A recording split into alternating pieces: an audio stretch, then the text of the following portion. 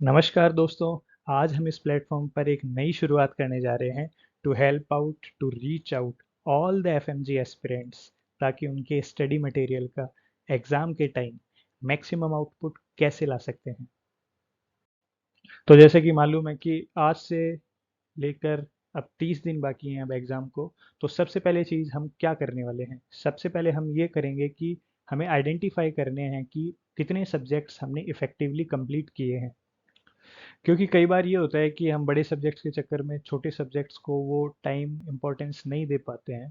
ठीक है। और कई बार जैसे कि हम स्टार्टिंग के 2-3 महीने के अंदर हम उन छोटे सब्जेक्ट्स को भी साथ लेके चलते हैं, लेकिन लास्ट में आते आते क्या होता है कि हम उन्हें मिस आउट कर देते हैं, या फिर सिर्फ हम उसके सिर्फ क्वेश्चंस कंप्लीट करते हैं।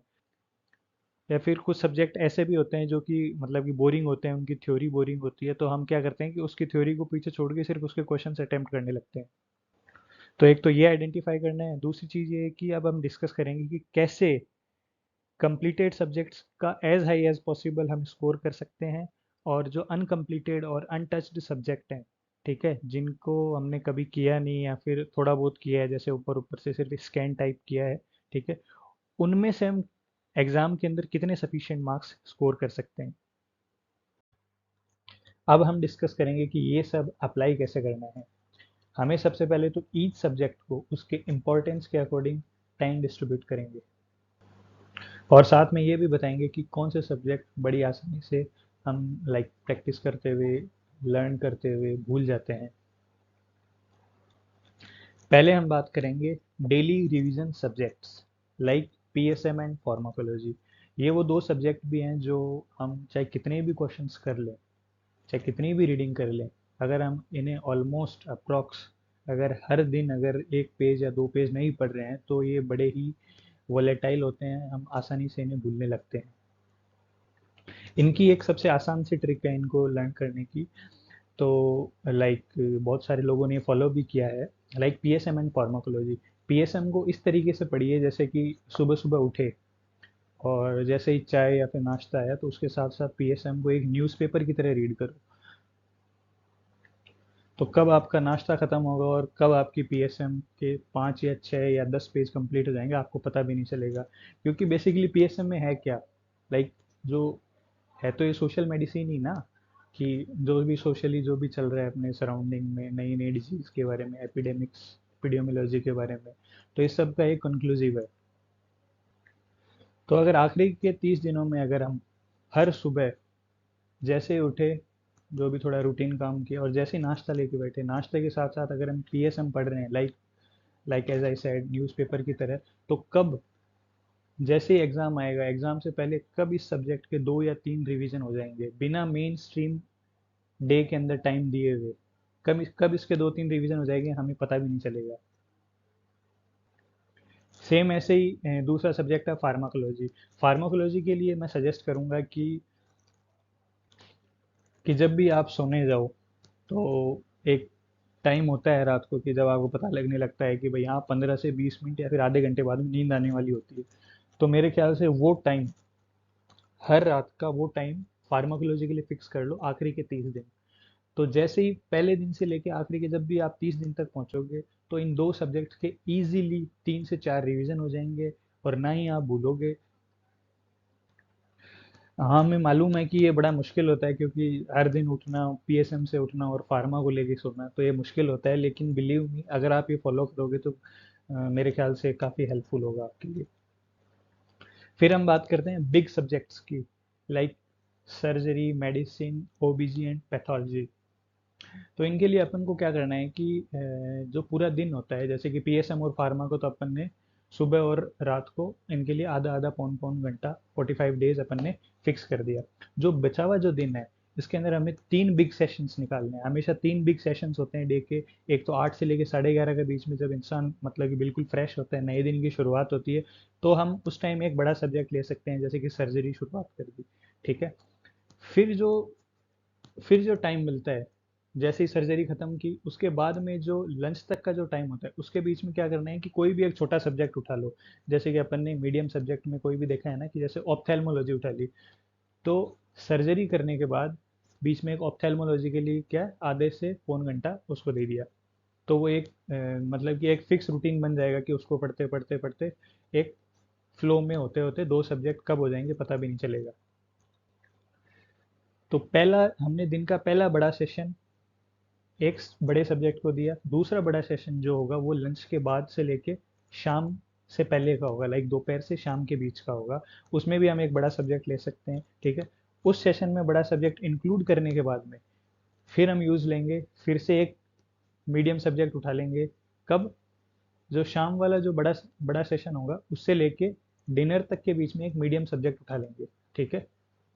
तो जैसे कोई सा भी छोटा सब्जेक्ट उठा लिया, जैसे एफएमटी उठा ली, ठीक है, तो दोस्तों के साथ डिस्कस कर ली कि कौन सी आईपीसी कब है, ठीक है, कौन से वायलेंट बिहेवियर्स हैं, जो भी हैं, टॉक्सिकोलॉजी। तो ये क्या है कि डिस्कशन के तौर पे आप इजीली याद कर सकते हो इन्हें।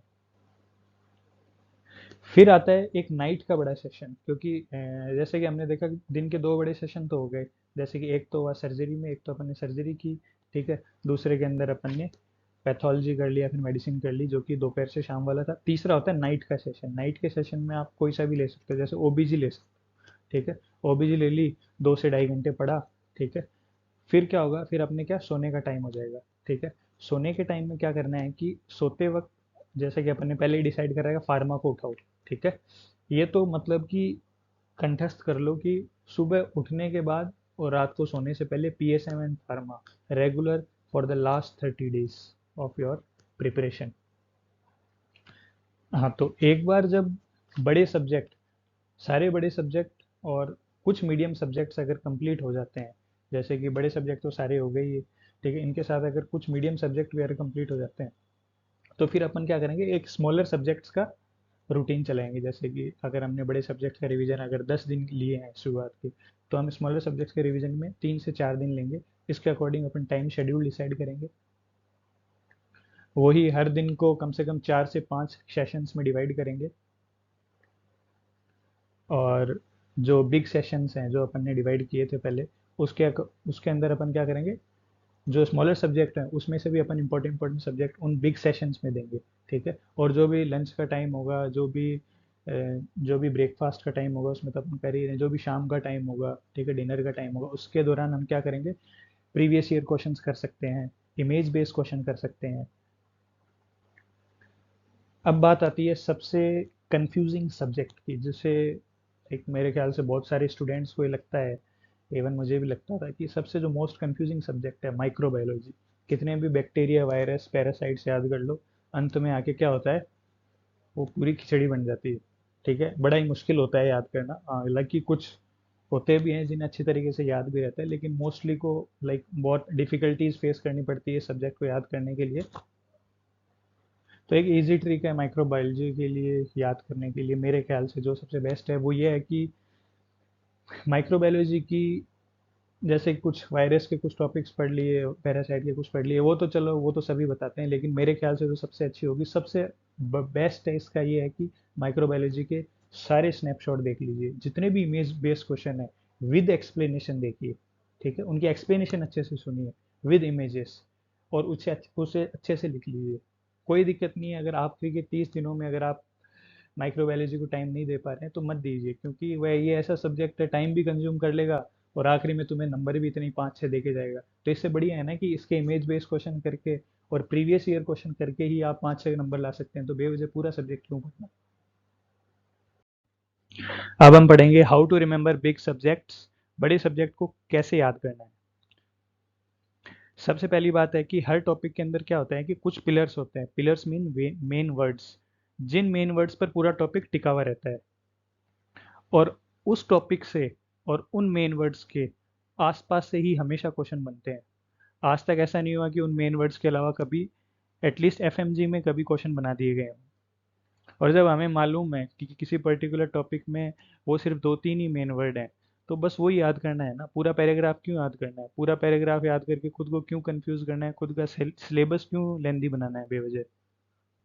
सो बेटर है उन्हें आइडेंटिफाई करो, उन्हें मार्क करो, उन्हें हाईलाइट कर लो, ताकि जब जो आखिरी के जो 30 दिन हैं, जब आप रीडिंग करोगे तो क्या है कि आप एक तो फास्ट फास्ट रीडिंग करोगे, तो जो हाईलाइटेड वर्ड्स होंगे ना वो क्या है कि आपकी एक फोटोजेनिक मेमोरी बना लेगा। तो जैसे आप वो पेज पलटोगे तो एकदम से हाईलाइटेड वर्ड्स आपके ब्रेन के अंदर प्रिंट हो जाएंगे। तो जैसे ही आप एग्जाम में जाओगे तो अगर उस रिलेटेड टॉपिक से अगर कुछ भी आया तो एटलीस्ट आपको वो याद रहेगा।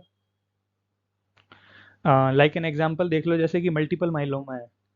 खूब सारे नोट्स के अंदर, अलग अलग जगह के नोट्स के अंदर खूब सारा बड़ा टॉपिक लिख रखा है, लेकिन मल्टीपल माइलोमा से आज से जितने भी क्वेश्चन आए हैं सिर्फ उसके एक निमोनिक से रिलेटेड आए हैं। वो निमोनिक है क्रैब, CRAB। क्रैब मतलब, सी मतलब hyper calcaemia, R means renal toxicity, A means anaemia and B means bony lesions. यकीन मानो इससे बाहर इस टॉपिक से कुछ पूछ ही नहीं सकता। जब आपको पता है कि भाई ये पूरा टॉपिक इन सिर्फ 4 अल्फाबेट्स पे टिका हुआ है, तो बेवजह पूरा टॉपिक क्यों पढ़ना। जैसे दूसरा एक एग्जांपल और ले लो, जैसे कोई ब्लड डिसऑर्डर है, ALL है। सबसे मेन क्वेश्चन क्या बन सकता है ALL का? यही बन सकता है कि भाई ये चाइल्डहुड के अंदर होता है, ठीक है, और इसके दो टाइप होते हैं, बी सेल और T cell. B cell most common होता है।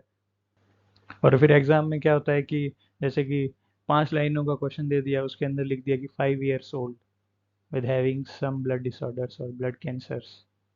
नीचे ऑप्शन आ गया ALL, AML, CLL, CML। तो ऑफ कोर्स सीधा आंसर है एक्यूट लिम्फोसिटिक ल्यूकेमिया। उसमें ज़्यादा सोचना ही नहीं है ना। अगर इसी ALL को अगर पूरा पढ़ लोगे, 2-3 पेज पढ़ लोगे, और आखिर में जाके अगर वो मेन वर्ड ही भूल जाओगे कि ये चाइल्डहुड के अंदर होता है, तो फिर फ़ायदा क्या है पूरा पढ़ने का। इसी इसी के कॉन्ट्राडिक्शन के अंदर एक एग्जांपल और ले लो, जैसे कि क्रोनिक माइलॉइड ल्यूकीमिया। ठीक है, इसके अंदर क्या पूछेगा? ज़्यादा से ज़्यादा यही पूछ सकता है कि भाई घुमा फिरा के क्वेश्चन दे देगा कि एक्सपोजर ऑफ रेडिएशन हुई किसी भी एरिया के अंदर, ठीक है, और उसके अंदर मोस्ट कॉमन कौन सा ब्लड डिसऑर्डर्स, ब्लड कैंसर पाया जाएगा, तो उसमें यही आएगा सीधा, खूब सारे एग्जांपल आ जाएंगे और उसका मेन आंसर आ जाएगा CML, क्रोनिक माइलॉइड ल्यूकेमिया। तो बेवजह समझ रहे हो ना कि भाई जब एक क्वेश्चन, कोई भी टॉपिक सिर्फ कुछ वर्ड्स पे ही टिका हुआ है, तो बेवजह पूरा क्यों पढ़ना। जैसे CML के अंदर हो गया कि रेडिएशन के एक्सपोजर की वजह से होता है, और उसके अंदर फिलाडेल्फिया क्रोमोसोम पाया जाता है और एक सूडोगोचर सेल्स प्रेजेंट होती है। 3 के अलावा कुछ पढ़ना नहीं है इस टॉपिक के अंदर। तो ये क्या है कि मतलब कि काफ़ी इन चीज़ों को अपन को सॉर्ट आउट करना पड़ेगा, ठीक है। और बिलीव मी, अगर तुम इनको अगर सॉर्ट आउट कर लोगे ना, एग्जाम के अंदर देखना कितना फ़ायदा मिलेगा तुम्हें। जैसे एक और एग्जांपल ले लो, ठीक है, जैसे सार्कोइडोसिस है। सार्कोइडोसिस से तुम जितने भी क्वेश्चन बना देख लो, जितने भी प्रीवियस ईयर क्वेश्चन देख लो, जितने भी तुम्हारे पास रिफ्रेशर्स वगैरह हैं, ठीक है, कोई भी जैसे कि ऑनलाइन सब्सक्रिप्शन है, उनसे भी जितने भी क्वेश्चन उठा लो, क्या ज़्यादा से ज़्यादा क्या बन सकता है उसके अंदर? एक तो ये हो सकता है कि मल्टीपल ऑर्गन्स को अफेक्ट करता है, और उससे भी इम्पोर्टेंट नॉन केजेटिंग ग्रेनुलोमा इसके अंदर होता है। प्लस एक्सरे पे क्या शो होता है? बायलेटरल हाइलर लिम्फेडेनोपैथी शो होती है। Most of the 90% questions of the sarcoidosis only based on these only 2 words, ठीक है।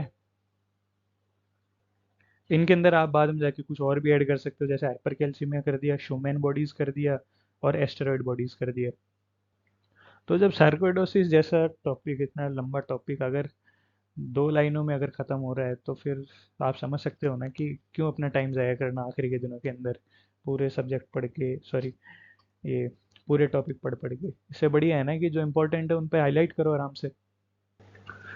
और जब भी आप ये प्रीवियस ईयर के क्वेश्चंस देखते हो ना, जैसे अटेम्प्ट कर रहे हो, तो उनको अच्छे से गौर से पढ़ो। जैसे कि खूब सारे ऑलमोस्ट सेम टॉपिक्स आएंगे, जैसे पॉलीसिस्टिक ओवेरियन डिजीज से ही वही घुमा फिरा के 2-3 क्वेश्चन आएंगे। तो मतलब पॉलीसिस्टिक ओवेरियन डिजीज एक मेन टॉपिक है, तो उसे तो पढ़ के ही जाना है। तो अच्छा है ना कि इन टॉपिक्स पे ज़्यादा ज़्यादा ध्यान दिया जाए। और लास्ट में कुछ निमोनिक्स भी याद कर सकते हो। हालांकि निमोनिक्स वगैरह का क्या होता है कि एग्ज़ाम के अंदर तो फिर वो निमोनिक ही याद रहता है, उसके अंदर जो आता है वो तो याद रहता नहीं है, मतलब बहुत कम ही याद रहता है। तो बेटर रहेगा कि डायरेक्ट क्वेश्चंस एंड उसके आंसर्स याद किए जाएं इंस्टेड ऑफ निमोनिक्स। कुछ के निमोनिक्स बना सकते हो, ऐसा नहीं कि हर लाइन में एक टॉपिक में तुमने 4 निमोनिक बना लिए, तो वो कोई हेल्पफुल नहीं होगा। अब सबसे इम्पोर्टेंट है जो आजकल बिल्कुल ट्रेंडिंग टॉपिक पे है कि इमेज बेस्ड क्वेश्चंस, ठीक है। तो इमेज बेस्ड क्वेश्चन को लास्ट के 30 डेज में हैंडल करना भी ये बहुत ही एक चैलेंजिंग एस्पेक्ट है पढ़ाई का। क्योंकि इस टाइम खूब स्टूडेंट्स क्या गलती करते हैं कि जैसे कि सब सब्जेक्ट्स के नोट्स पढ़ लिए, ठीक है। और फिर उन्हीं सब्जेक्ट्स के इमेज बेस्ड क्वेश्चंस की वीडियो देख रहे हैं लास्ट के टाइम पे, जो कि क्या होता है कि काफ़ी टाइम कंज्यूमिंग होता है। अब मैं बताता हूँ कि उस टाइम कंज्यूमिंग को कैसे रोकना है, कैसे एक स्मार्ट स्टडी की तरह इमेज बेस्ड क्वेश्चंस कवर करने हैं। सबसे पहले हम सब्जेक्ट्स देखते हैं कि जैसे कि कुछ सब्जेक्ट्स हैं, सर्जरी है, पैथोलॉजी है, एफएमटी है, ठीक है, ओबीजी है, और पेडियाट्रिक है, रेडियोलॉजी है। ये कुछ ऐसे सब्जेक्ट्स हैं, अगर तुम इनके अगर नोट्स पढ़ रहे हो ना, तो नोट्स के अंदर भी जैसे कोई पर्टिकुलर टॉपिक चल रहा है, तो जैसे पैथोलॉजी चल रही है तो किसी की ऑयर रोड्स की कोई पैथोलॉजिकल स्लाइड्स आ गई, ठीक है, सुडोगोचर बॉडीज की कोई पैथोलॉजिकल स्लाइड्स आ गई। तो जब नोट्स पढ़ रहे हैं ना, तो ऑलमोस्ट हर नोट्स के अंदर साथ में स्लाइड्स होती है। So instead of going to the separate video of image based question, अगर हम उन्हीं नोट्स के अंदर अगर उन स्लाइड्स को देख लेंगे तो हमारा टाइम काफ़ी बच सकता है आखिरी के टाइम में। जैसे एफएमटी देख ली, ठीक है, तो जैसे टॉक्सिकोलॉजी के कुछ जो प्लांट्स वगैरह हैं, ठीक है, अब जब हम नोट्स पढ़ रहे हैं तो उनको साथ साथ देख सकते हैं ना, समझ रहे हो ना।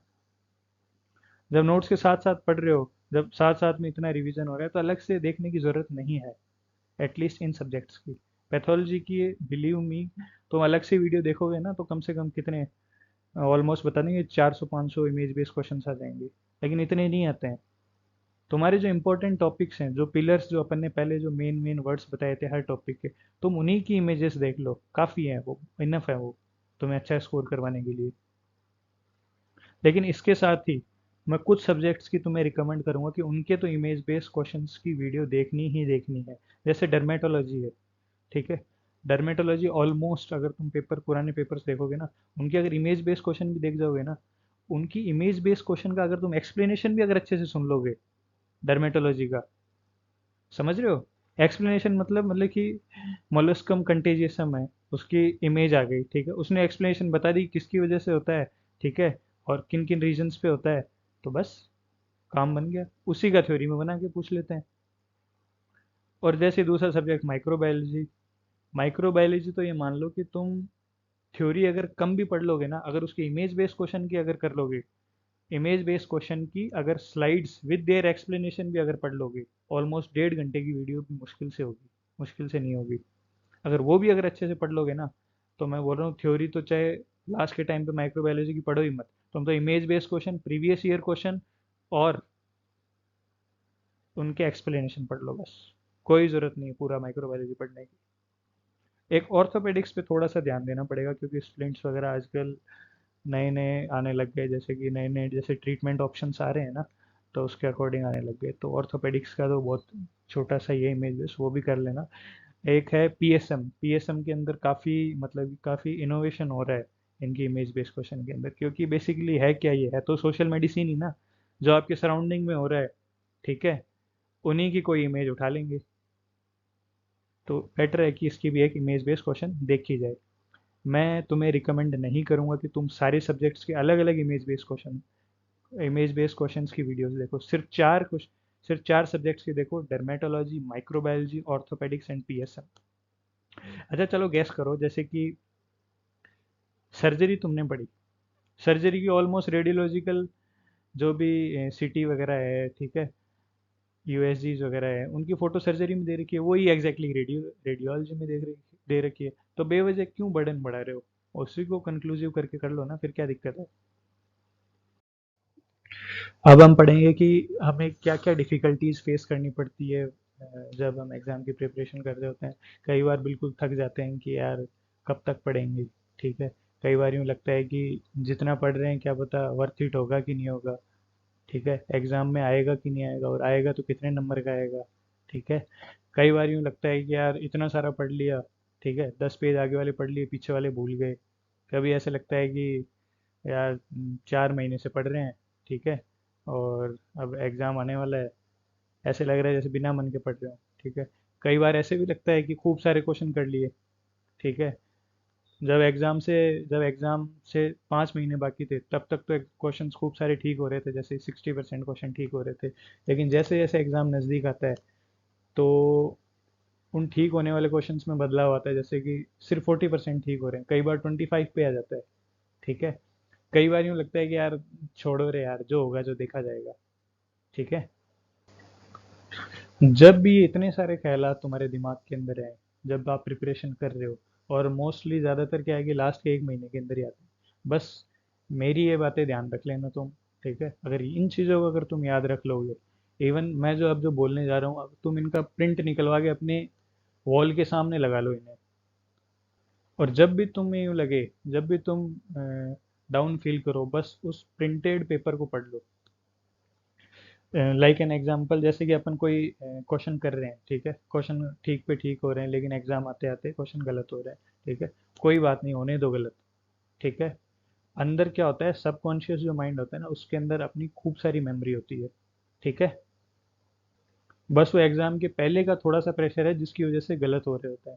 लेकिन बिलीव मी, वही क्वेश्चन तुम एग्जाम में जाके करोगे ना, वो सब क्वेश्चन ठीक होंगे, क्योंकि पढ़ाई की है तुमने। कभी बिना मन के पढ़ोगे। ठीक है, बिना मन के जब भी पढ़ने का दिल करे, किताब बंद कर दो, एटलीस्ट 1 घंटे के लिए। थोड़ा सा कोई बढ़िया कोई मोटिवेशनल म्यूजिक सुन लो। ठीक है, हेडफोन लगा के थोड़ा छत वगैरह पे घूम लो, बाहर घूम लो। ठीक है, जो जो चेहरा तुम्हें पसंद है, उस चेहरे से बात कर लो, फोन लगा लो, दोस्तों से मिल लो। लेकिन बस एक चीज ध्यान रखना कि जब भी तुम्हें ऐसा याद है, जब भी तुम्हें ये बाहर की चीजें याद दिलाएं कि यार ये क्वेश्चन गलत हो रहा है, ये क्वेश्चन गलत हो रहा है, ये मुझसे नहीं हो पाएगा, तो हमेशा बस एक चीज याद रखना, अंदर ही अंदर याद रखना कि हाँ, मुझसे हो पा रहा है सब। और बिलीव मी, एग्जाम जब तुम दोगे ना, एग्जाम के बाद पता चलेगा कि यार वाकई में वो बात तो ठीक बोल रहा था, वाकई में ऐसा ही हुआ है। ठीक है, क्या करना है एग्जाम तक, बस इस मन को कंट्रोल रखना है। और मालूम है मुझे, मन को कंट्रोल रखना बड़ा ही मुश्किल है, क्योंकि क्योंकि यार इतने कम्पिटिटिव प्लेटफॉर्म्स आ गए, ऑनलाइन आ गए, ऑफलाइन आ गए, तो क्या है कि इंसान का दिमाग थोड़ा विचलित होता ही रहता है कि यार वहाँ वो हो रहा है, वहाँ वो हो रहा है। लेकिन मेरी एक बात तुम अच्छे से ध्यान रखना।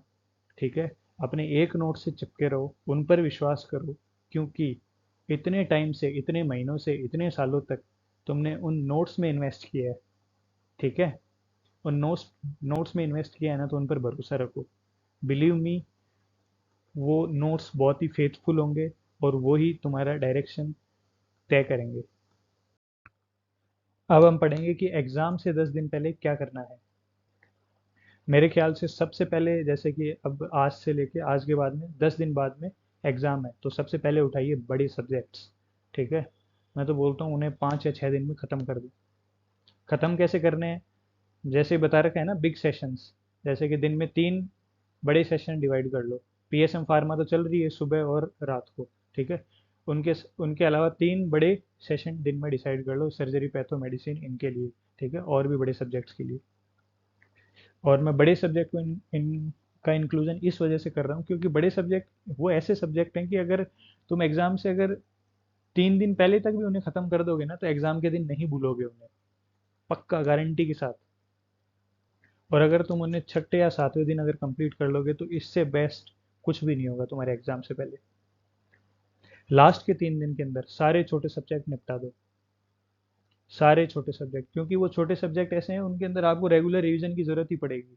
ठीक है, तो जैसे ही 3 दिन, लास्ट के 3 दिन बचेंगे, उनके अंदर छोटे छोटे सब्जेक्ट निपटाओ। और जब एग्जाम में जाओगे, तो बड़े सब्जेक्ट तो वैसे भी याद रहेंगे, क्योंकि दे लास्ट फॉर एवर। एंड छोटे सब्जेक्ट हैं, वो हम बार बार भूलते हैं, इसीलिए हमने उनको लास्ट के लिए चुना, और वो वैसे भी याद रहेंगे। और इन सब के साथ गलती से भी मत भूल जाना कि पीएसएम और फार्मा हमें रोज सुबह उठने के बाद और बेड पे जाने से पहले रात को फार्मा पढ़नी ही पढ़नी है। तुम थोड़ा थोड़ा टाइम दो, आधा आधा घंटा दो, लास्ट के महीने में कोई दिक्कत नहीं है। आखिरी में देखना, चार चार रिवीजन पीएसएम फार्मा के कब हो जाएंगे तुम्हें मालूम भी नहीं चलेगा। इवन वो बिल्कुल नेग्लिजिबल टाइम के अंदर तुम कर रहे हो उनका, बिना मेन स्ट्रीम टाइम दिए हुए, मेन स्ट्रीम टाइम मतलब दिन का टाइम दिए हुए, तुम ये सारे पीएसएम और फार्मा के 3 3 4 4 रिवीजन कर रहे हो। अब देख लो। अब हम देखते हैं कि एग्जाम से 1 दिन पहले क्या करना है।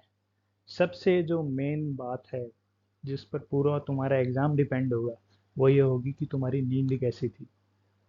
ठीक है, ऑफ कोर्स प्रिपरेशन तो होती है कि अगर प्रिपरेशन ही अच्छी नहीं है, तो फिर भले ही नींद लेने से भी क्या फ़ायदा। लेकिन जो तुम्हारी एफिकेसी है ना, जिस हिसाब से तुम क्वेश्चंस अटेम्प्ट करोगे, और जो तुम्हारा कॉन्फिडेंस है, जो तुम्हारे एग्जाम में शो होगा, वो तुम्हारा ऑलमोस्ट डिपेंड रहता है कि पिछली रात को तुम्हारी नींद कैसी आई। सबसे बड़ी मैं रिक्वेस्ट तुम लोगों से करना चाहूँगा कि कृपया करके ये गलती कभी ना करें कि जैसे कि एग्ज़ाम से एक रात एक दिन पहले तुम अपने सेंटर के लोकेशन पे पहुंच गए, आसपास कहीं भी होटल ली, ठीक है। तुमने वहां से अपने साथ, जैसे कि तुमने पहले से डिसाइड कर लिया कि यार मेरे को ऑर्थो का एक रिवीजन लास्ट के टाइम वहीं पे सेंटर के आसपास करना है, ठीक है। तुम ऑर्थो का रिवीजन करने बैठे, शाम को 6 बजे से बैठे, खाना पीना खा के 9-10 बज गए। इन बिटवीन अगर तुम्हें नींद आ रही है 9 बजे, ठीक है, वहीं की वहीं नोट्स बंद करके सो जाओ, क्योंकि नींद का भी एक नियम और कायदा होता है, ठीक है। एक लिमिट तक वो अपना थ्रेश होल्ड हिट करती है, उस टाइम तक नींद आती है, 1 घंटे तक तुम्हारा इंतजार करेगी। अगर उस 1 घंटे के अंदर तुम नहीं सोए तो पूरी रात परेशान रहोगे, ना नींद तुम्हें 1 बजे आएगी, ना रात को 2 बजे आएगी, और तुम्हारा एग्जाम भी इस वजह से अफेक्ट कर सकता है। एग्जाम से लास्ट के पहले कुछ भी मत लेके जाओ साथ में, बिल्कुल चिल माहौल में जाओ, बढ़िया, ठीक है। दोस्तों से मिलो, फालतू की ये डिस्कशन वगैरह मत करो, ठीक है। या तो शांत रहो उस टाइम। और साथ में तुम है कि एक बायोकेमिस्ट्री के मैं तुम्हें सजेस्ट करूंगा, 1-2 पेजेस लेके चले जाओ, क्योंकि उनके क्या है कि कई बार जो एंजाइमेटिक रिएक्शंस होते हैं, उनके प्रोडक्ट्स होते हैं, कई बार भूल जाते हैं। तो बस 1 या 2 पेजेस, उनके अंदर भी फालतू चीज़ें नहीं, बस एक एक वर्ड लिख रखे हों ताकि बस वो जल्दी जल्दी रिकॉल होते रहें। उनके अलावा मेरी बात मानो, कुछ भी मत लेके जाना साथ में, अगर अपना रिजल्ट अच्छा चाहिए तो। मुझे मालूम है कि लोग लालच देंगे कि यार, जैसे कि तुम गए हो दोस्तों के साथ, तो तुम्हारा दोस्त वो मेडिसिन के क्वेश्चन देख रहा है, कोई किसी और से डिस्कस कर रहा है, कोई फ़ोन पे पूछ रहा है कि यार उस नेमोनिक का क्या होगा, कोई नेट पे सर्च कर रहा है कि यार इसके कौन से इंटरल्यूकिन्स रिलीज होते हैं इसके दौरान, ठीक है। तो सब भूल जाओ। जब तुम इतने महीनों में नहीं कर पाए किसी चीज़ को, तो उस टाइम तो मैं बोल रहा हूँ ज़बरदस्ती ब्रेन को फोर्स करो ही मत तुम। हालांकि थोड़ा मुश्किल होगा तुम्हें ऐसा करने से, लेकिन अगर तुम इस चीज़ में अगर कामयाब रहे ना, तो तुम्हारे एटलीस्ट 5 नंबर तो तुम्हारे एग्जाम में यूं ही बढ़ जाएंगे।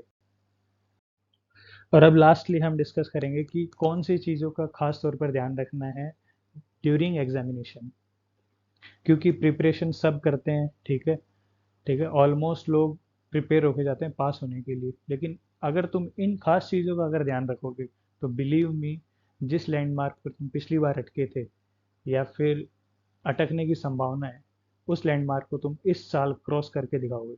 याद रखना इस चीज़ को। सबसे पहली बात जो ध्यान रखना है कि टाइम पे पहुंचो, भले ही 10 मिनट पहले पहुंच जाओ, क्योंकि भागा दौड़ी से एक तो बेवजह की स्ट्रेस वगैरह होगी, तो इससे अच्छा है कि टाइम से 10 मिनट पहले ही पहुंच जाओ। और जैसे ही वो आपको एंट्री देंगे, चेयर पे बढ़िया बैठो, इधर उधर की फालतू बातें दोस्तों से करना कि भाई मैं एग्जाम के दौरान तुम्हें ऐसे दिखा दूंगा, वैसे दिखा दूंगा, ये स्मार्टनेस की ज़रूरत ही नहीं है एग्जाम में, ठीक है। इन स्मार्टनेस की वजह से ही कई बार लोग अटक जाते हैं, 5-5, 10-10 नंबर, 1-1, 2-2 नंबर, इनकी वजह से भी लोग अटक जाते हैं। बस शांति से जाओ, टेबल पे बैठो, ठीक है, और याद करो कि कौन से चेहरे इतने खुश होंगे जब तुम एग्जाम में पास होगे, और याद करो कि तुम कितने खुश होगे जैसे एग्जाम दोगे, कि पता चलेगा कि हाँ यार, बस मज़ा आने वाला है बस। और अगर ज़्यादा टाइम भी बचता है तो ऑलमोस्ट 10 to 15 to 20 मिनट्स तुम हेड डाउन करके अच्छे से एक बार रिलैक्स भी हो सकते हो, ठीक है। और इस दौरान जैसे कि वॉशरूम वगैरह जा सकते हो, ताकि एग्ज़ाम के बीच में तुम्हें कभी भी ऐसा कोई डिस्टरबेंस ना हो जिसकी वजह से तुम्हारा कोई क्वेश्चन बीच में छूट जाए। एंड अब जैसे ही एग्ज़ाम शुरू हो गया, ठीक है, अगर तुम्हें लग रहा है कि जैसे कि स्टार्टिंग के 1-2 क्वेश्चंस में तुमने ज़्यादा टाइम लगा दिया, अगर तुम्हें लग रहा है कि तुम टाइम से पीछे जा रहे हो, ठीक है, तुम कवर नहीं कर पा रहे हो क्वेश्चंस, और तुम बार बार उस क्लॉक की तरफ देख रहे हो, टाइम टाइम देख रहे हो बार बार, तो एक काम करो ना कि जैसे वो टाइम की अगर तुम्हारी आदत है कि तुम्हारी नज़रें उस टाइम पर बार बार जा रही है, उस टाइम को एक उंगली से, एक हाथ से उस घड़ी की तरफ अपनी उंगली लगा लो, फिर क्वेश्चन एक हाथ से क्वेश्चन अटेम्प्ट करो। अगर पिछली बार तुमने अगर ये अटेम्प्ट ऐसे अगर ट्राई करके नहीं किया है, तो मेरा यकीन मानो, इस बार तुम ट्राई करके देखो, उस घड़ी के सामने हाथ रख लो, फिर एक हाथ से माउस करके सारे क्वेश्चन अटेम्प्ट करो। 15 मिनट बाद में तुम नोटिस करोगे कि है ना, तुम्हारे क्वेश्चंस तुम बहुत ज़्यादा अटेम्प्ट कर चुके हो, और तुम टाइम से आगे ही भले ही चल रहे हो, पीछे बिल्कुल नहीं चलोगे। ये आइडिया इस बार अपना के देखना। और सबसे इम्पोर्टेंट चीज़, जिनका लोगों को बाद में आके रिग्रेट होता है, जिन लोगों के 5-5 नंबर, 2-2 नंबर कई बार इस वजह से भी रुक जाते हैं, क्योंकि जब क्वेश्चन कर रहे होते हैं, इवन जो इस बार पहली बार जो अटेम्प्ट देंगे, ठीक है, हालांकि पहली बार वाले खूब कम बच्चे होंगे इस बार, लेकिन इस बार जो पहली बार वाले और जो पुराने वाले बच्चे होंगे उनको खास तौर पर ध्यान रखना है कि कोई भी क्वेश्चन जैसे ही स्क्रीन पर आया उसे स्किप नहीं करना है, उसे रिव्यू के लिए टिक कर दो। उसके रिव्यू का नीचे ऑप्शन आता है कि उसके रिव्यू के लिए टिक कर दो, कि लास्ट में जब तुम्हारा पूरा पेपर हो जाएगा तो लास्ट में रिव्यू के लिए वो सेम क्वेश्चन आ जाएंगे, लेकिन उसे स्किप मत करो। उस पर चाहे कोई सा भी आंसर लगाओ, तुम लगाओ बस। मोस्टली खूब बार होता है कि लोग जैसे कि इसके उस टाइम तो स्किप कर देते हैं, और जब पता चलता है कि यार वो तो भूल गए, लास्ट में पता चलता है कि 2 मिनट बची है और 10 क्वेश्चन स्किप करे, वही के वही वापस आ जाते हैं। सो इंस्टेड ऑफ उनका अगर उसी टाइम लगाया हुआ होता है ना, तो लास्ट में आके तुम 2-3 क्वेश्चन इजीली अच्छे से पढ़ के उन 2 मिनट के अंदर अच्छे से सही कर सकते थे। लेकिन इन चीज़ पर क्या है कि एग्जाम के टाइम ही ध्यान रखना होता है। अब बहुत बड़ी चीज़ बताने जा रहा हूँ। ठीक है, जैसे ही पहला पेपर खत्म हुआ, 2 पार्ट में होता है एफएमजी एग्जाम। ठीक है, पहला पेपर खत्म हुआ, हो गया, चलो खत्म, बाहर चले गए। ठीक है, मेरे ख्याल से भले ही तुम्हारा कितना ही खास दोस्त हो, भले ही तुम्हारा घर वाले भी हो चाहे, ठीक है, उनसे दूर जाके अकेले में जाके तसल्ली से बैठ जाओ। पेपर के बारे में कोई डिस्कस मत करो। कोई दोस्त अगर बोल रहा भी होता है ना कि यार मेरा वो क्वेश्चन बहुत इजी था, वो हम नोट्स में पढ़ा था, यार वो आया था और वही गलत हो गया, तुम मन मार के उस जगह से चले जाओ। ठीक है, क्योंकि उस जगह ब्रेन ड्रेन होने की पूरी पूरी संभावना है। अगर तुम्हारा गलती से भी उसमें अगर इंटरेस्ट आ गया उन चीज़ को डिस्कशन करने में, तो तुम्हारा दूसरा पेपर डूब जाने से कोई नहीं बचा सकता। तो इससे बढ़िया है ना, उस चीज़ को डिस्कस ही मत करो, आराम से जाओ, बढ़िया मस्त रहो, आसपास के कोई रेस्टोरेंट में जाओ, हल्का फुल्का डाइट ले लिया, कोई लिक्विड जूस वगैरह ले लिया, ऐसा भी नहीं कि पूरा पेट भर लिया। समझ रहे हो? तो बस हल्का फुल्का खाना लेना है, सेकंड पेपर के लिए अटेम्प्ट करना है, और बस अपनी मेहनत पे पूरा छोड़ दो। ठीक है, सब बढ़िया होगा। ठीक है, अगर तुमने अच्छा सोचा है तो अच्छा होगा, अच्छी प्रिपरेशन किया तो अच्छा ही होगा, तुम्हें कोई नहीं रोक सकता एग्जाम पास करने से। कभी भी अगर गलती से भी अगर तुम्हें दिमाग में आए कि यार मैं थक गया, ठीक है, मैं क्वेश्चन करते करते थक गया, बस खुद को मत रोको। ये चीज़ तुम अपने सामने है ना दीवार पे लटका लो कि जब भी मेरे मन में ये ख्याल आएगा कि यार ये क्वेश्चंस गलत क्यों हो रहे हैं, मैं जो भी पढ़ रहा हूँ वो भूल रहा हूँ, बस उस टाइम ये याद कर लेना कि नहीं नहीं, मैं कुछ नहीं भूल रहा, मुझे सब याद है। बस तुम ये एक लाइन याद कर लो कि मुझे सब याद है। डीप में जाओ ही मत आखिरी के दिनों में कि मुझे क्यों याद नहीं है, क्यों नहीं है, बस ऐसे याद कर लो कि मुझे सब याद है। और बस पढ़ते जाओ, पढ़ते जाओ, पढ़ते जाओ, स्कैन करते जाओ पेजेस। ठीक है, so all the very best for the examinations, and I hope तुम सब अपना एक्सपेक्टेड रिजल्ट्स ले पाओगे इस बार। और मुझे पूरी पूरी उम्मीद है कि इस वीडियो देखने के बाद में शायद मुझे लोग बताएंगे भी कि भाई इस वीडियो ने कितनी हेल्प की। और जैसा भी आपका फीडबैक रहता है कृपया करके मुझे बताइए, हम इसे और भी इम्प्रूव करने की कोशिश करेंगे। और हम चाहते हैं कि जैसा कि हमारा मोनोलॉग है कि एजुकेशन फॉर ऑल, सो हम ये प्रोवाइड करवाएंगे कि एटलीस्ट जो हमारे से कनेक्टेड हैं, इवन जो कनेक्टेड भी नहीं है, हम उन्हें फ्री एजुकेशन प्रोवाइड करें इस यूट्यूब चैनल के माध्यम से।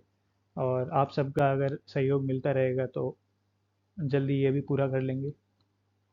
ठीक है, धन्यवाद सबका। जय हिंद।